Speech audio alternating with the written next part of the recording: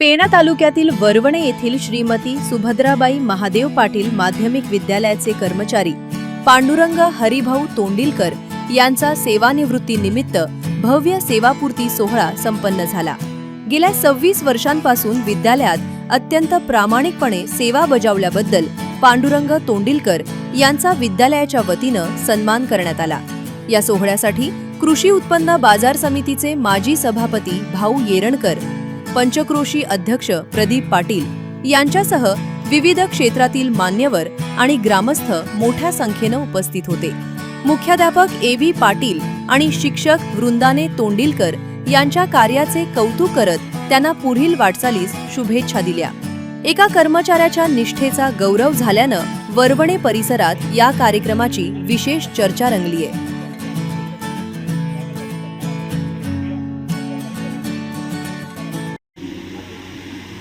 श्रीमती सुभद्राबाई महादेव पाटील माध्यमिक विद्यालय वरवणेचे ज्येष्ठ शिक्षकेतर कर्मचारी माननीय श्रीयुत पांडुरंग हरिभाऊ तोंडिलकर, आपल्या सर्वांचे लाडके, मुलांचे पण नाना, आपल्या सगळ्यांचे लाडके नाना आज सेवानिवृत्त होत आहे। ज्यांच्या केवळ सुखद स्मृतीने हृदयाचा महासागर हेलावतो, पापण्यांच्या कडा पाझरतात आणि गतकाळच्या गोड आठवणींनी मनाचे आकाश भरून येते, त्या प्रियजनांपैकीच आपण एक आहात। नानांचं एक वैशिष्ट्य आहे की नानांची नोकरी 26 वर्ष झाली असं सांगत होते। सुरुवातीचं त्यांचं कष्ट आम्ही कधीच पाहिलं नाही। मी या 10 महिन्याच्या काळात नाना ही व्यक्ती काय आहे, मी बरीच माणसं पाहिली, परंतु नाना हा चालतं बोलतं व्यक्तिमत्व मी पहिल्यांदाच पाहिलं। गावची व्यक्ती असून दुसऱ्याविषयी असणारं त्यांचं प्रेम हे अतिशय मोलाचं आहे। परिसाच्या स्पर्शाने लोखंडाचे सोने होते हे मी ऐकले होते। खरा परीस मी कधीच पाहिला नाही, पण चालता बोलता परीस नानांच्या रूपाने पाहिला। आज नानांचे कष्ट सांगायचं म्हटलं तर नानांनी हे शाळेचे सर्व फर्निचर म्हणजे मोठमोठी कपाटे डोक्यावरून आणले, म्हणजे त्यांचं कष्ट हे खूप मोठं वाखाणण्याजोगं आहे। आणि त्याच कष्टासाठी कष्टाच्या प्रित्यर्थ त्यांना आता स्टेजवरती सगळे मंडळी बसलेले आहेत, त्यांच्या प्रत्येकाचं नाव घ्यायला आपल्याला खूप वेळ होईल। त्या स्टेजवरच्या मंडळींनी नानांना संधी दिली, शिक्षण नसतानाही, फक्त 4थी 5 असताना सगळे बोलते ते भाऊ बोलले, सरपंच त्यावेळी होते, सरपंचांनी त्यांचा भाऊ म्हणून त्यांना म्हटले तू ग्रामपंचायत काम करतोयस, तिथं काही पगार नाही, त्यापेक्षा शाळेत जा, आज ना उद्या कुठेतरी सरकारचा पगार मिळेल।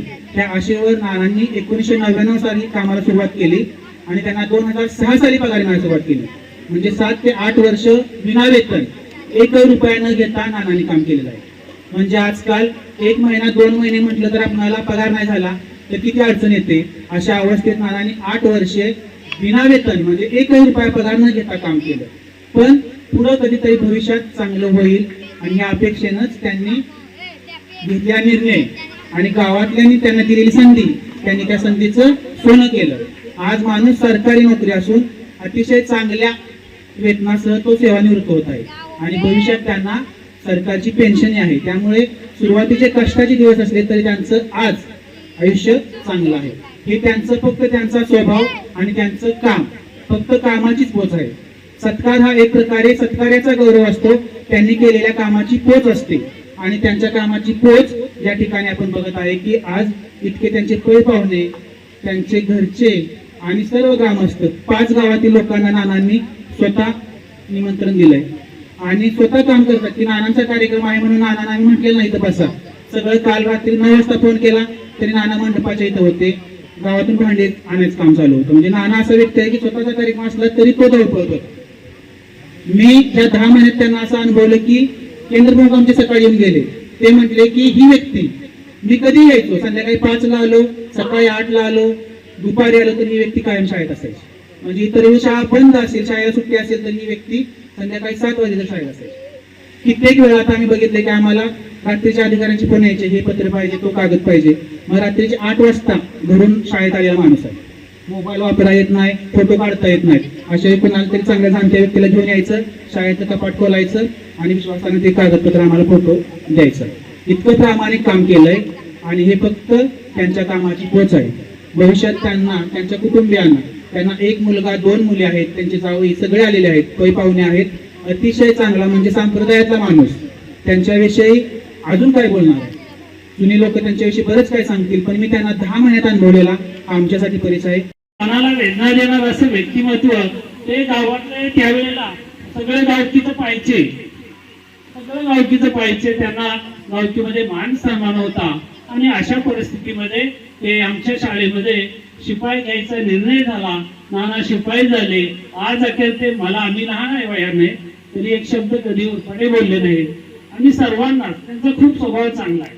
ज्या वेळेला आम्ही त्यांच्यावर जीवनामध्ये अनेक संकट आली आणि त्या संकटात सगळी साथ आम्ही दिलेली आहे. त्याचबरोबर आर्थिक असेल, त्यानंतर त्यांचं कुठलंही आर्थिक काम असेल ते आम्हाला सांगायचे. आमच्या हातातच पैसे असायचे आणि आम्ही व्यवस्थित असा विनियोग करायचो. कारण नानांचं व्यक्तिमत्व असं आहे, जरी त्यांना माहीत नसलं तर आम्हाला माहित आहे नाना खूप या ठिकाणी इंटेलिजंट आहेत. त्यांना बाकीच्या गोष्टी बऱ्यापैकी माहीत असायच्या.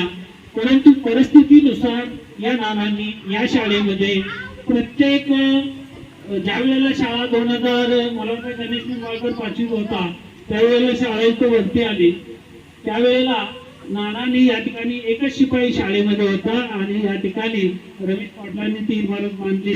त्यावेळेला स्वर्गीय या ठिकाणी मोहनभाई पाटील शाळेत बसलेले होते आणि त्यावेळेस त्यांनी एक शब्द वापरला की या ठिकाणी आमचा, मला अजून बाई असे म्हणले की आमचा एखादा कर्मचारी किंवा माझ्याकडे येतात कंपनीत 2000 नोकरी पाहिजे, 5000 पाहिजे, पण घाटी लोक न पैसे घेता काम करतात. कारण का, त्यांना future is the most important in your life. जीवनामध्ये त्यांचं भविष्य घडलेलं असतं आणि नानाला थोडस अर्धघाटी म्हणतातच.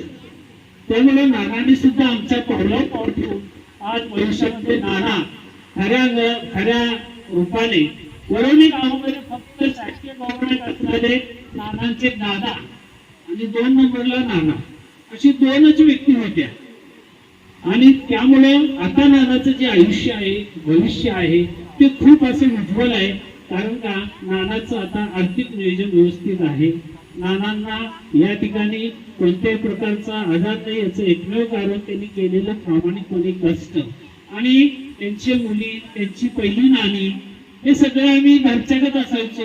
आम्हाला भूक लागली ते नानाच्या घरात हक्कानं जाऊन जेवायचो. चहा पाहिजे असला दुपारी